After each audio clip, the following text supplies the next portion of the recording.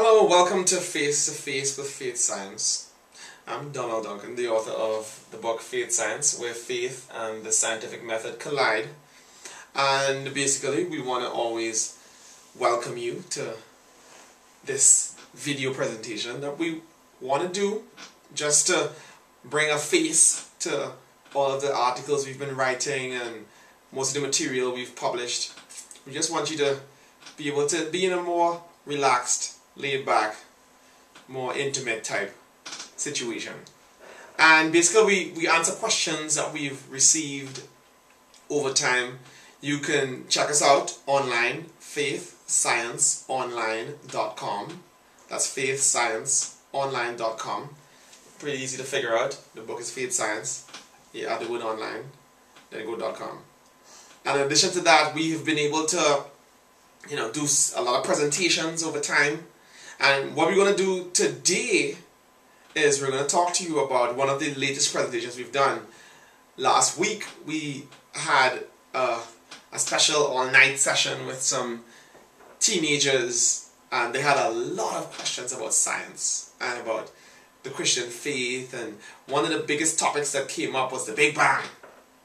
Kids were talking about the Big Bang, and I asked them, so what is the Big Bang? And some said, well, the Big Bang is when the earth was in a primordial soup and then lightning struck it, and then that was the Big Bang. Someone else said the Big Bang was a meteor hit the earth and there was a Big Bang. So, there's a lot of different stories people come up with, etc. And especially in the church and in the Christian realm, people aren't very informed about what it is. People confuse the Big Bang with the gap theory and the fall of Satan and all kinds of stuff. So what we're going to do today, it's going to be really simple. We're going to talk about the Big Bang, show you where it is in the Bible, explain to you the connection, and then make sure you're informed. And all the information I'm giving you, you can find out in detail at faithscienceonline.com. Go to the website, visit the blog. And on the blog, you will see all the information that I'm giving you right now. So let's first start with last week. The Nobel Prize in Physics was given out. And we want to congratulate 3 US-born scientists. The Saul Perlmutter, Brian Schmidt, and Adam Rice. They presented findings that overturned the conventional idea that the expansion of the universe was slowing. And basically, that's one of the evidence of the Big Bang, that the universe is expanding. And they were able to prove that the expansion of the universe continues to accelerate, something that many scientists have believed for a while, and they were rewarded with the Nobel Prize in Physics last week or a week before, 2 weeks ago. So I just want to congratulate them, because obviously the Big Bang is making a lot of waves right now in the science world, etc. So let's just take a little time to touch on a couple simple things.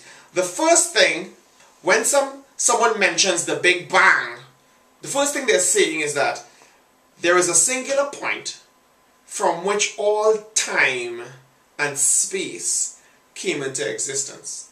So in other words, something called the primeval atom, from which all that we know originated. The second thing that they're always going to be referring to when they mention the Big Bang is that the universe is continually expanding. So that's two of the main things. When someone says the Big Bang, they mean from a singular point came time and space, and from that point on, the universe continues to expand.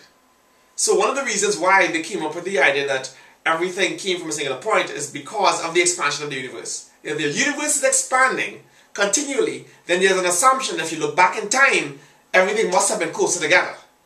So if you keep looking back further and further in time, it gets closer and closer and closer until, alright, maybe it all came from a singular point. And that's just the two main premises of the Big Bang. Now when you go to the Bible, you go to Genesis 1 verse 1. It says, in the beginning, God created the heavens, and the earth. I want you to understand three important things that are said in Genesis 1:1. It says, in the beginning, which means time had a start point. It didn't always exist.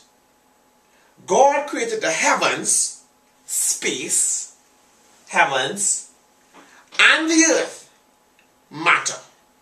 So basically, there was a moment where time, space, matter came into existence. The Big Bang. The universe, space, time all came from a primeval atom, which is what the Big Bang said. And what the Bible says, the person behind it is God. So there is no commotion. We're not arguing about it and saying, no, you're wrong, you're right, you're wrong. We're just putting a person and a face to a fact. Nobody's saying this is true, that's not true.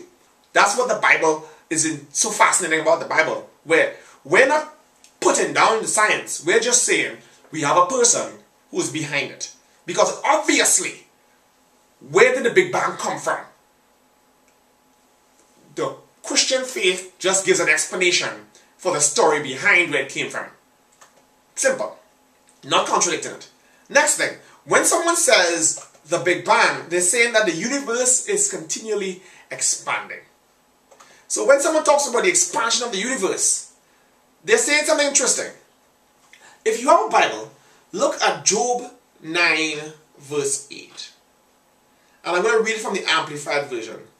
It says, who alone stretches out the heavens and treads upon the waves and high places of the sea. It talks about God stretching the heavens. So I'll give you a little illustration.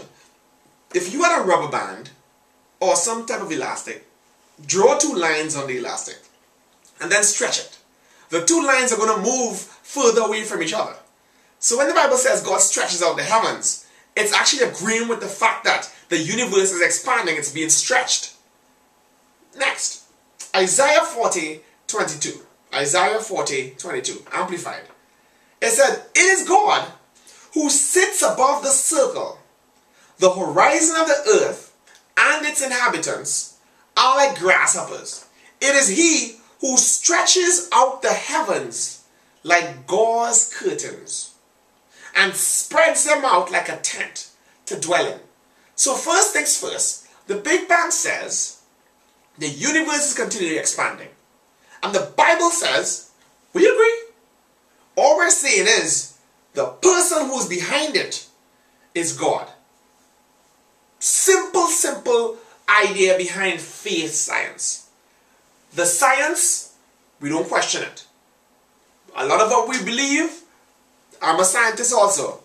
First degree was in applied physics. Spent the summer of 2000 at Lawrence Berkeley National Laboratory with Dr. George Smoot, who in 2006 won the Nobel Prize in Physics. And the research project was the cosmic microwave background. Evidence of the Big Bang. We have no problem with that.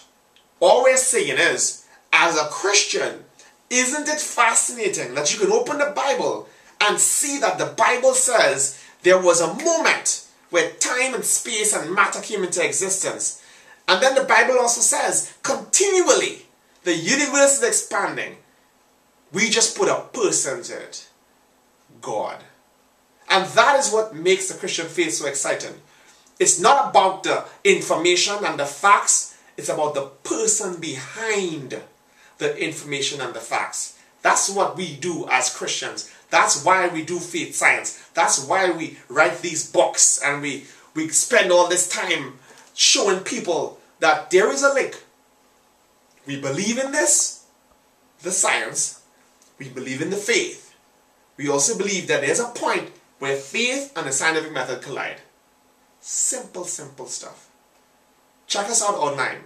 faithscienceonline.com. That's faithscienceonline.com. Or you could email us directly. faithscienceonline@gmail.com. Face to face with faith science. Thank you. Until next time.